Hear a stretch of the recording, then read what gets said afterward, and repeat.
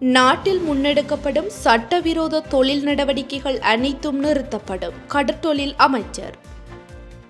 தற்போதைய அரசாங்கத்தினால் முன்னெடுக்கப்பட்டு வரும் கிளீன் ஸ்ரீலங்கா வேலை திட்டமானது சூழல் நிலைபெறா தன்மையை மேம்படுத்தல், விரயங்களை குறைத்தல் மற்றும் ஒழுக்க விழுமியங்களை வலுப்படுத்தல் என்பவற்றை அடிப்படையாக கொண்டு செயற்படுவதாகும். நாடளாவிய ரீதியில் பல இடங்களில் கிளீன் ஸ்ரீலங்கா வேலை திட்டம் முன்னெடுக்கப்பட்டு வருகின்றது. உடலுள்ள ரீதியான ஆரோக்கியமான பிரஜையாகுவதற்கு தேவையான பலத்தை வழங்குவதும், ஒழுக்க விழுமிய பொறுப்புகளுக்கு தோள் கொடுக்கக்கூடிய நட்பிரஜைகளை உருவாக்குவதற்கான அடித்தளத்தை இடுவதை பிரதான நோக்கமாக கொண்டு இந்த வேலை திட்டம் முன்னெடுக்கப்படுகின்றது. இந்நிலையில் யாழ்ப்பாணம் புங்குடுதீவு கடற்றொழிலாளர்களுக்கும் கடற்றொழில் அமைச்சர் ராமலிங்கம் சந்திரசேகரனுக்கும் இடையிலான சந்திப்பு நேற்று இடம்பெற்றது. இந்த சந்திப்பில் கடல் அட்டை, பண்ணை சார்ந்த முறைகேடுகள், வரவு செலவு திட்டம் மற்றும் இலங்கை இந்திய மீனவ பிரச்சினை சார்ந்து பல்வேறு விடயங்கள் கலந்துரையாடப்பட்டது. இதன்போது நாட்டில் முன்னெடுக்கப்படும் சட்டவிரோத தொழில் நடவடிக்கைகள் அனைத்தும் நிறுத்தப்படும் என கடற்றொழில் அமைச்சர் ராமலிங்கம் சந்திரசேகர் தெரிவித்தார்.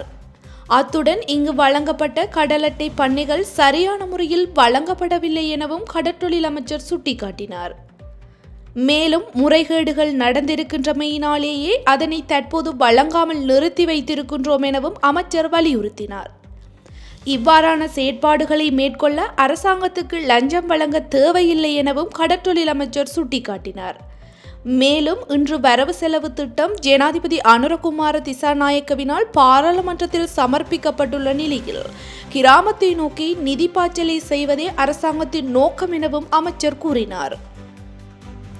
அத்துடன் விசேட நிதி ஒதுக்கீட்டில் குறிக்கட்டுவான் இறங்குதுறையை நவீன முறையில் அபிவிருத்தி செய்வதற்கு திட்டமிடப்பட்டுள்ளதாகவும் கடற்றொழில் அமைச்சர் தெரிவித்தார். இலங்கை இந்திய மீனவ பிரச்சினை இன்று பாரிய பேசுபொருளாக மாறியிருக்கும் நிலையில் இந்தியா மீனவர்கள் திராவிட முன்னேற்ற கழகத்தின் பாராளுமன்ற உறுப்பினர் கனிமொழி தலைமையில் நேற்று போராட்டத்தில் ஈடுபட்டனர். இதன்படி இந்திய மீனவர்கள் இலங்கை கடல் எல்லையை மீற வேண்டாம் எனவும் கடற்றொழில் அமைச்சர் ராமலிங்கம் சந்திரசேகரன் தெரிவித்தார்.